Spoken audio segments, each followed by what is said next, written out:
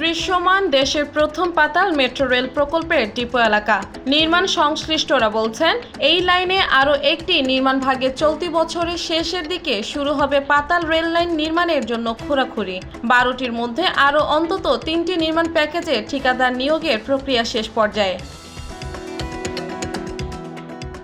সারি সারি excavator, dump truck, boring machine, bulldozer কিংবা মোটর গ্রেডারের দিনরাত ব্যস্ততার লক্ষ্য মেট্রো রেলের লাইন 1 বা MRT-1 এর ডিপো নির্মাণের জন্য জায়গা প্রস্তুত করা।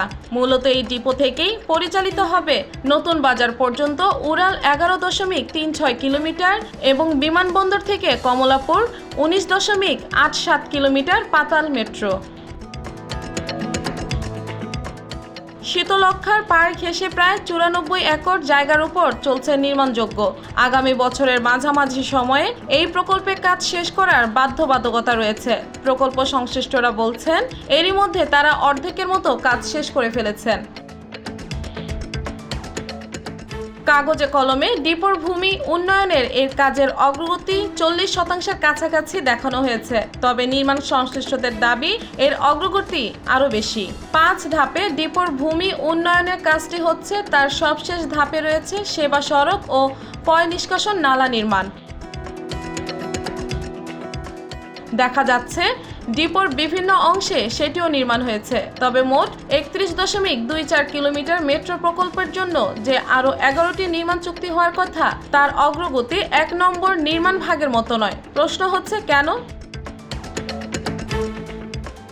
মূলত 2 নম্বর নির্মাণ ভাগ ডিপো এলাকার অবকাঠামো, ইলেকট্রিক্যাল ও মেকানিক্যাল সিস্টেম বসানোর মতো পূর্ত কাজের জন্য, যেটির জন্য এরই মধ্যে দরপত্র আহ্বান করা হয়েছে। নদ্দা থেকে বিমানবন্দর পর্যন্ত পাতাল লাইন নির্মাণ প্যাকেজ 06 এর জন্য আহ্বান করা দরপত্র চলতি মাসের শুরুর দিকে খোলা হয়েছে। এখন যেটির কারিগরি মূল্যায়ন চলছে। 03 নম্বর ভাগে আছে কমলাপুর থেকে রামপুরা পর্যন্ত পাতাল লাইন নির্মাণ, যেটি নির্মাণ অফিসের জন্য রেলওয়ে বিভাগ শাহজাহানপুর কলোনিতে জায়গা দিতে চেয়েছে। তবে দরপত্র আহ্বানে এখনো পাওয়া যায়নি অর্থায়নকারী সংস্থা জাইকার সম্মতি।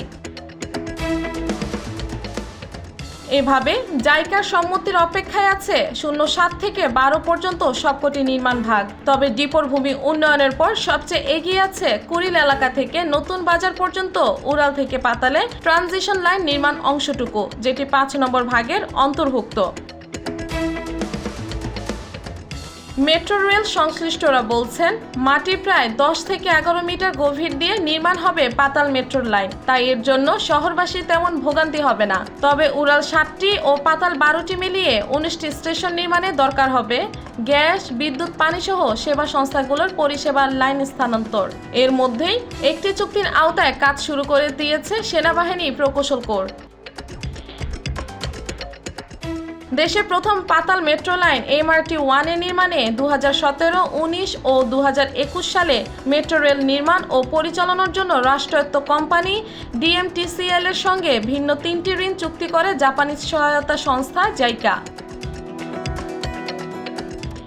প্রকল্পটি বাস্তবায়নে এসব চুক্তির আওতায় প্রায় 39,450 কোটি টাকার অর্থ সহায়তা দেবে সংস্থাটি।